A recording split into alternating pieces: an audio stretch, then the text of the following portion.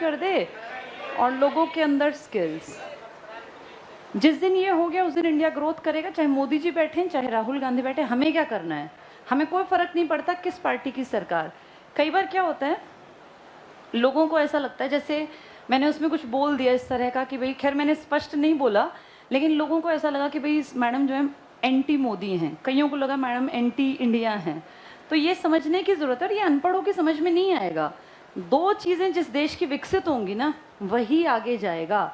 आप कुछ कर लो, चाहे कितनी डेवलपमेंट की बातें कर लो, अगर आपकी एजुकेशन कमज़ोर है तो देश किसी भी कंडीशन पे आगे बढ़ ही नहीं सकता। आपके देश में ये नो डिटेंशन पॉलिसी, इसने सब भट्टा बैठा दिया पूरे देश का।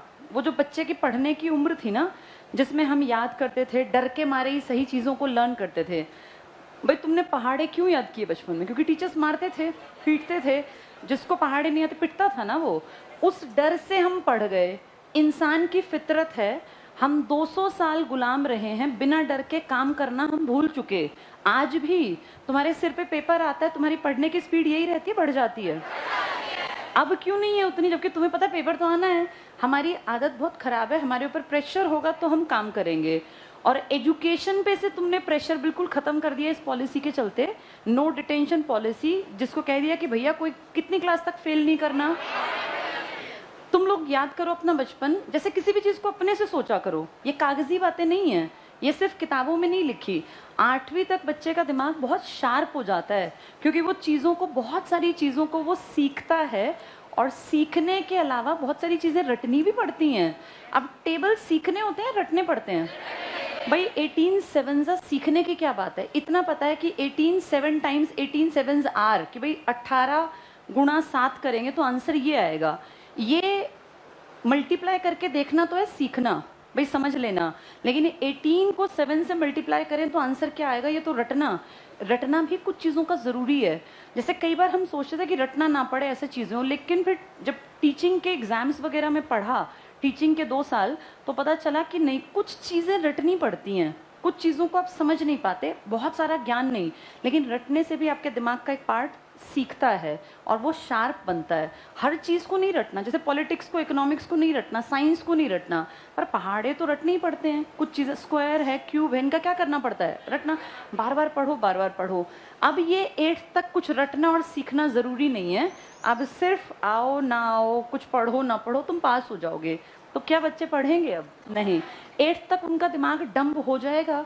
और 9वीं क्लास, हम कितनी बार कहते हैं, लाइफ में सबसे इम्पोर्टेंट जो बच्चा रास्ता बदलता है ना, वो 9th है।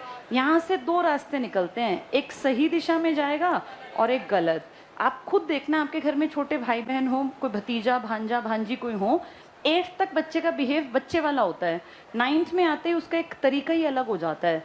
अब उसकी संगत पे फर्क पड़ेगा कि वो क्या पकड़ेगा। तुम्हारे भाषण से, तुम्हारे घर से, संस्कारों से फर्क नहीं पड़ेगा। और यहाँ संगत गलत होने के चांसेस ज़्यादा इसीलिए हैं क्योंकि उसको 8th तक तो पढ़ना ही नहीं आया। अब ये गांव-गांव में जो नशे के इतने सारे साधन बन गए, इन सब से लाइफ आसान बनेगी या मुश्किल बनेगी बच्चों की? पहले देखो, शराब पीने के लिए आदमी को शहर जाना पड़ता था, क्योंकि शराब की दुकानें शहर में थी। आज हर गांव के नुक्कड़ पर शहर की ये इसकी शराब की दुकान। कई गांव ऐसे हैं जिनमें एक गांव में 4-4 दुकानें खुल गई, 4 चौराहों पर, चारों तरफ। तो वहाँ किसी भी 16-17 साल के लड़के के लिए नशा जैसे अवेलेबल हो गया ना, 50-100 रुपये तो हर कोई अरेंज कर लेता है। उस टाइम पे, जैसे आज से पहले देखें, जब हम इतिहास पढ़ते हैं, गांधी क्या नशे पर रोक लगाने के पक्ष में थे? क्या 1930 में गांधी ने औरतों को नहीं कहा था कि शराब की दुकानों को बंद करवा दो? उस टाइम में और अब के टाइम में क्या अंतर है? अब आपकी सरकार, हाँ, ये तो और ज़्यादा खुल रहे हैं, क्योंकि इनसे सरकार को बहुत मोटी कमाई होती है। ये जो एजुकेशन है ना, अगर बच्चा इस तरफ मुड़ जाए तो उस तरफ से चांसेस हैं बचने के। तुम लोगों ने महसूस किया इस पेंडेमिक में क्राइम रेट भी बढ़ा है। लोग पढ़ाई से हट गए। जो 18 साल 16 साल के लड़के थे, वो क्या करेंगे फिर? पढ़ाई से हटे तो 100% गलत रास्ता पकड़ेंगे, क्योंकि खेती तो खत्म बराबर हो गई। खेती में तो कुछ निकलता नहीं, तो बच्चा या तो पढ़ेगा या तो बिगड़ेगा। और पढ़ने की ज़रूरत इसने ख़त्म कर दी, तो ये तो ख़त्म हो ही गया। स्किल एजुकेशन की अगर बात करूं तो आप खुद इसका साक्ष्य हो, आपके सामने ये बातें हैं। क्या हरियाणा में स्किल्स की यूनिवर्सिटी नहीं बन रही थी? बन रही थी ना। कितने कितने दिन से पढ़ रहे हो तुम लोग?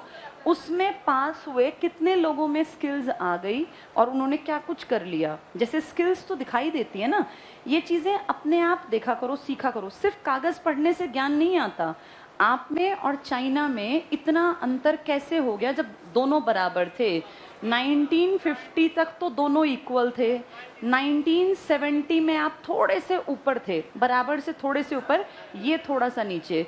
1978 से इन्होंने काम करना स्टार्ट किया और असली काम इन्होंने शुरू किया 1990, जब इन्होंने अपने देश में एजुकेशन को कंपलसरी बना दिया कि भाई पढ़ना ही पढ़ना है। इनके देश में ना करोड़ों की आबादी थी हमारी तरह, आज भी है, नंबर 1 तो भी यही है, लेकिन इन्होंने सोच लिया कि इस आबादी को यूज़ करना है, इस आबादी का इस्तेमाल करना है बेहतर करने के लिए। पहले यहाँ बहुत बदहाली थी, बहुत ख़राब सिस्टम था।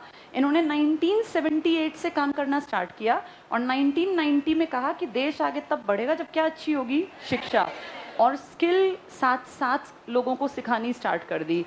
आज आप देखो दुनिया में कहीं कुछ बनता हो, कोई भी प्रोडक्ट तुम चाहे किसी तकनीक से बना लो, जापान इसका, चाइना का, एक बार आदमी उसको देखेगा और कह देगा मैं सेम ऐसा दोबारा तैयार कर सकता हूँ। उनको टेक्नोलॉजी की इतनी ज़्यादा समझ आ गई, उनके अंदर इतनी स्किल्स हैं कि वो किसी भी देश की चीज़ को देख के उससे बेहतर बना सकता है। ये कैसे आ गया? इन्होंने इन चीज़ों पे काम किया, एजुकेशन पे और स्किल पे। हम पीछे क्यों रह गए? क्योंकि इन सालों में हमने इन पे काम नहीं किया। हमने काम बहुत किए, लेकिन इन दोनों को छोड़ के बाकी दुनिया भर के काम हमने कर लिए। 1990 से आज 2022 कितने साल बीत गए? 32 साल। दुनिया की गूगल कर लेना, नंबर 1 इकोनॉमी जो है चाइना है। सबसे ज़्यादा चाइना ग्रोथ दिखा रही है ना। ग्रोथ तो आप दिखा रहे हैं। अच्छा हाँ, एक और देखो मज़ेदार चीज़, अगर तुम भरोगे fastest growing economy in the world, तो पता है नंबर 1 कौन है? हम। लेकिन उसकी सच्चाई तुम भी जानते हो कि वो आंकड़े किस तरफ इशारा करते हैं। जिन्होंने जीडीपी में ग्रोथ रेट दिखाई, जो बहुत अमीर बन गए, लेकिन असलियत तो हम नॉर्मल लोग जानते हैं ना। गाँव में किसकी इतनी आय बढ़ गई कि हम दुनिया की फास्टेस्ट ग्रोइंग इकोनॉमी है। ठीक है, आंकड़ों में हम बता देते हैं, लेकिन रियलिटी ऐसी नहीं है। और आंकड़े कुछ प्रतिशत लोगों के कारण बढ़े हैं, उनमें कुछ अमीर खानदान के लोग आते हैं। एवरेज आदमी, हम आम घरों में रहने वाले, तुम्हारे परिवार के लोग, इन पिछले 20 सालों में, इसमें कांग्रेस सरकार भी आ गई। जैसे कुछ लोगों ने कहा कि मैडम आप बीजेपी के विरोधी क्यों हो? भाई मैं बीजेपी की विरोधी कहाँ से हूँ? मैंने तो पेंशन की बात कौन से साल की है? 6 में किसकी सरकार थी?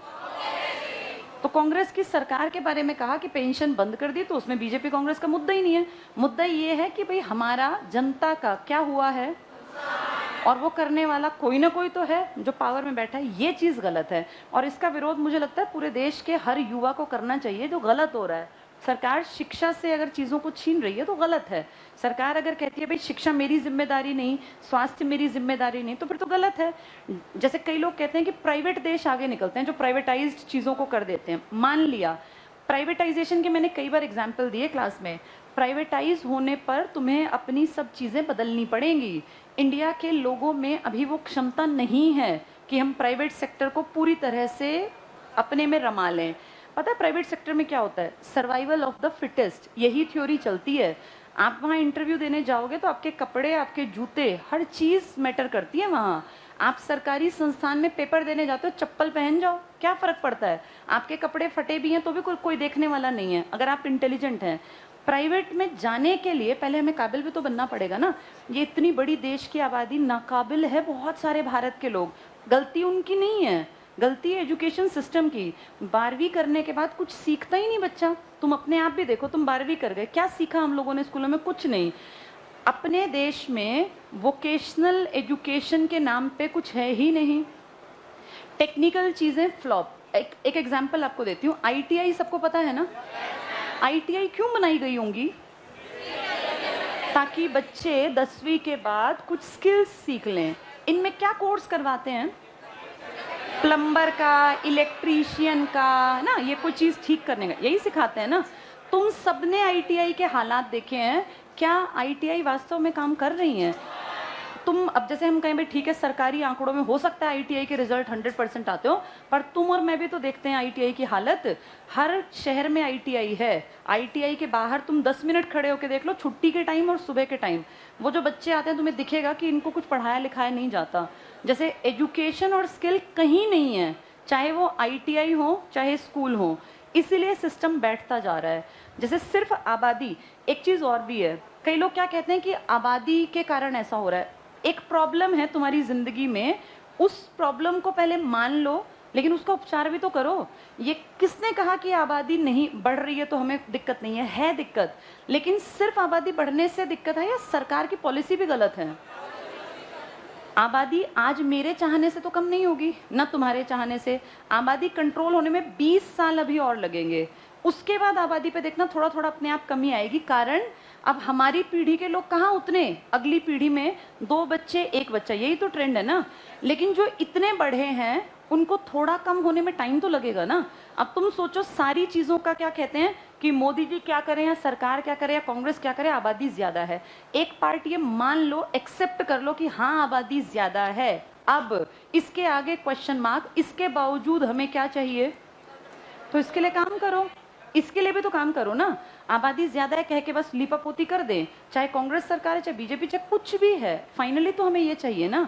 और इसका रास्ता सिर्फ वही 2 तरीके हैं, एजुकेशन और स्किल।